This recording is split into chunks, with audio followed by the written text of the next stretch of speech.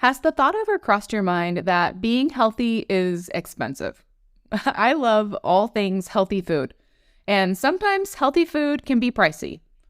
Seeing alternative providers and getting the testing that you want is often an out-of-pocket expense. And then there's all the supplements. Those can for sure cost a pretty penny.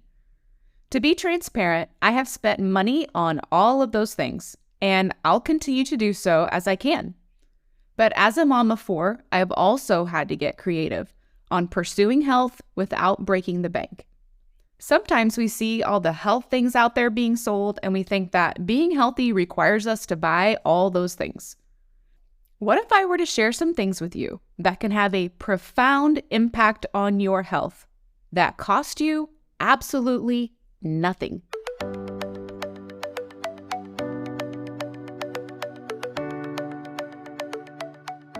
Welcome to the Daily Wellness Podcast, where you can learn about healthy living and be inspired to take the next step in your wellness journey.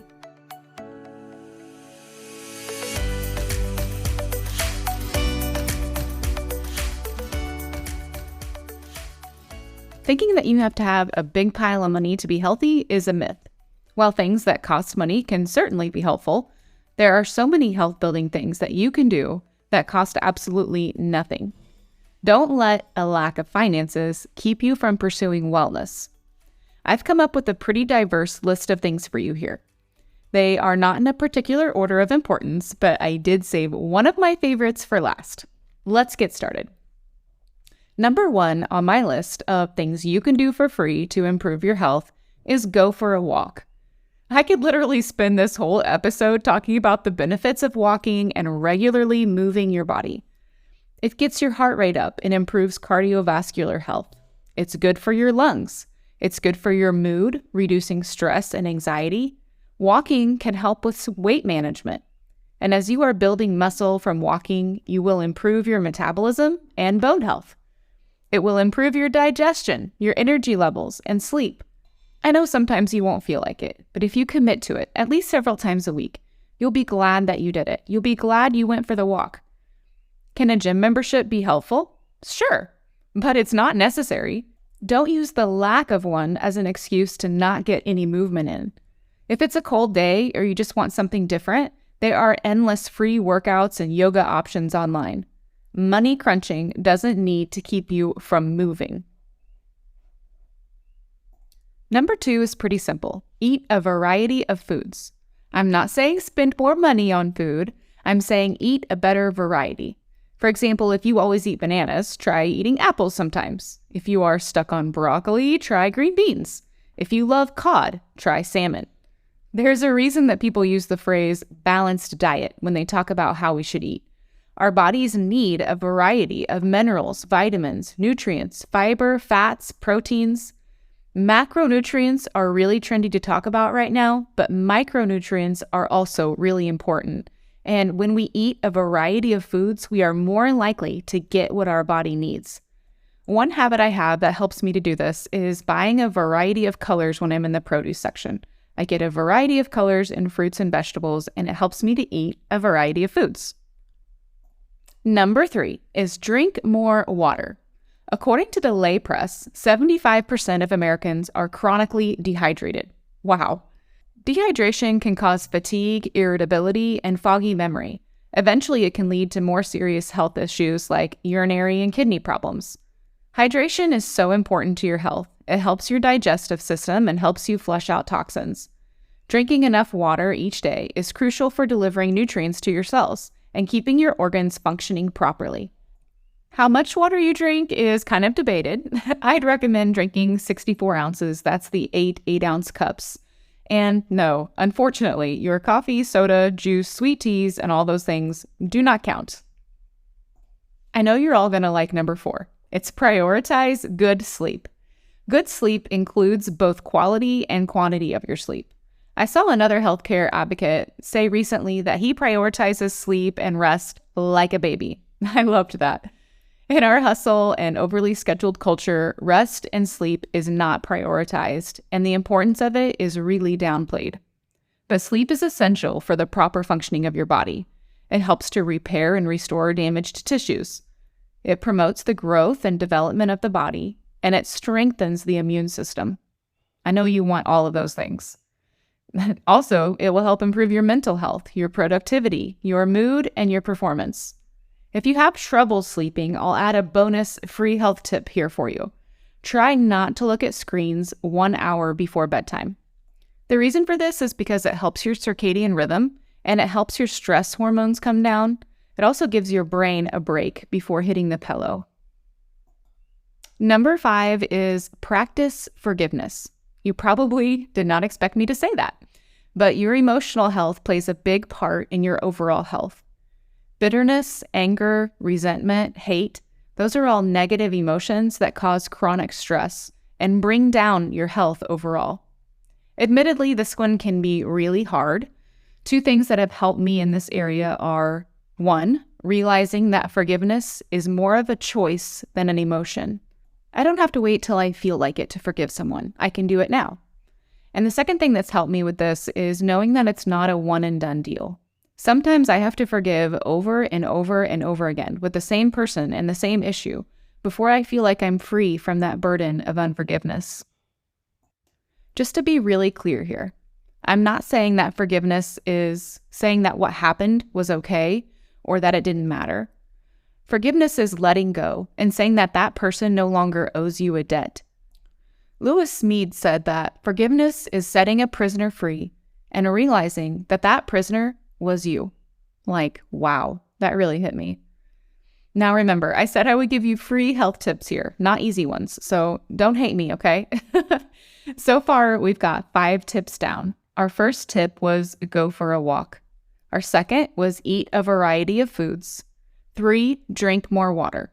4, prioritize good sleep. 5, practice forgiveness. And now we're moving on to number 6, which is take some deep breaths.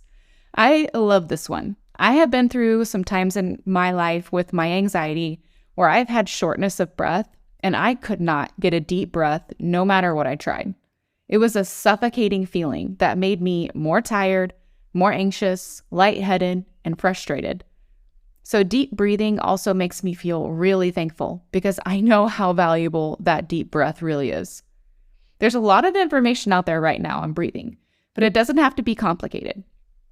To start with, just find 5 minutes in your day where you focus on taking intentional, slow, deep breaths that engage your diaphragm. This could be when you first start your day, at lunch break, or for me, it's often when I lay down to sleep. I focus my attention on taking nice deep breaths instead of all the details of the day. It relaxes my body, helps me to fall asleep faster. The main benefit for me here has definitely been stress relief, but with that increased oxygen in your blood, it can definitely lead to increased energy levels and improved cognitive function as well. If you want to take this to the next level, it's pretty easy. You can get an app to guide you through breathing exercises. There's one called Balance and I Breathe that are pretty highly recommended. Okay, I know I keep saying this, but I also love number 7. It's get out in the sun. It's pretty well known that one of the main benefits of being in the sunshine is vitamin D production. Sunlight exposure helps the body to produce vitamin D, which is important for maintaining healthy bones and teeth, supporting the immune system, and regulating insulin levels. Try to get out in the sun midday if you can to maximize the benefits, especially in the winter, for like 15 to 30 minutes. Those sunny rays help us to decrease our stress levels, and I actually had this tip written down on a list of what I call joy bringers because it's like an instant mood lift for me. It's really hard to beat that feeling of warmth on my skin. It's just all around pretty easy to see why this one is beneficial. Another interesting thing about this, though, is that you're doing it during the day, but it also helps you at night. It helps to regulate your body's circadian rhythm, which can help you sleep better. Win-win. Tip number 8 is grounding. Have you ever heard of this? It's also known as earthing, and it's the practice of connecting your body to the natural electrical charge of the Earth's surface. It can be done by walking barefoot on the grass, sand, dirt, whatever. It has a lot of the same benefits that we've already talked about with the other ideas. It can reduce stress, anxiety, and inflammation. It can better your mood, your cardiovascular health, and your sleep. It's funny how this pattern of benefits with these things that are absolutely free for us to do are things that we desperately need in our lives. And a unique benefit to this one is that grounding has been linked to speeding up recovery after an injury because it reduces inflammation and improves circulation. I've still got 2 more for you. The 9th thing that you can do to improve your health for free is build community and a sense of purpose. As I have researched healing and health and wellness and all those things, it's crazy how this theme has come up over and over again. One of the key principles in a cancer survivor book that I read was having a sense of purpose and a strong will to live. So, do you feel like you have a strong sense of purpose, or do you feel purposeless? Do you feel a strong sense of connection to loved ones, or do you feel alone? Those are really important questions because, simply put, if you don't feel connected to people and connected to your purpose, you are much less likely to care about your well-being. Ways that you can work on this for free. 1, prioritize time with loved ones. Often we have loved ones in our life and we're just not prioritizing time with them. Another one is reflecting on what your purpose is. Get some time alone and really reflect on what your life is all about. You can also make changes in your life so that your life reflects your priorities, and that can really increase joy and happiness in your life. Talk to a trusted friend or a mentor and get some advice from them. Start changing your self-talk from negative to positive. Dr. Mark Hyman says that every cell in your body is constantly listening to your thoughts. Isn't that powerful to think about?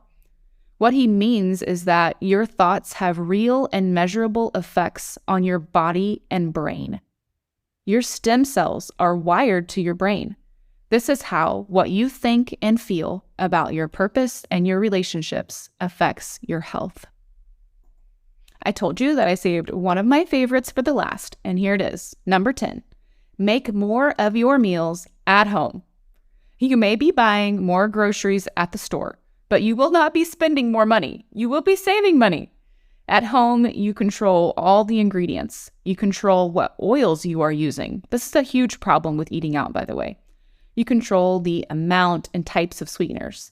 You control each ingredient. And even just the act of seeing every ingredient makes you a more thoughtful, conscious eater. Even if you're not fixing perfectly healthy, perfect macro meals at home, it's going to be better than a drive-through, and most of the time, better than a sit-down restaurant as well. Even when our family is going to have a treat of some kind, it's a birthday or we want to celebrate or whatever. I also just want to make that at home because even if it's a treat with sugar, it won't have the preservatives and the chemical additives that are in the pre-made and pre-packaged desserts. If you're tempted to talk yourself out of this one, don't. You do not have to be an amazing cook. Plus, like anything that you really want to learn to cook, you can learn online. This tip is something that anyone can do, and it's one that will reap rewards pretty quickly. I saved this one for last as one of my favorites because I have personally seen the benefits of this in our family. Our kids see the benefits of eating healthy, home-cooked food. They talk about missing it when they're away for a while. I've seen their immune system strengthened and the intangible benefit of our relationships strengthened as we sit around the table together. So let's put it all together. 10 free things that you can do to improve your health. And as I talk through these one more time, I just want you to think about one that you can start with. Pick one of these items that you can start with this week to start improving your health for free. Go for a walk. Eat a variety of foods. Drink more water. Prioritize good sleep. Practice forgiveness. Take some deep breaths. Get out in the sun. Try grounding. Build community and a sense of purpose. Make more of your meals at home. So now you know for sure that money can't be an excuse for not making progress in your health and wellness journey. So which of these are you going to try? Thanks for listening to today's episode on the Daily Wellness Podcast. We hope that you found it helpful for your own wellness journey. And if so, we'd love for you to leave a review. Then come back and listen for review shoutouts on upcoming episodes. For more information, check out the show notes and connect with us on our website, dailywellnesscommunity.com.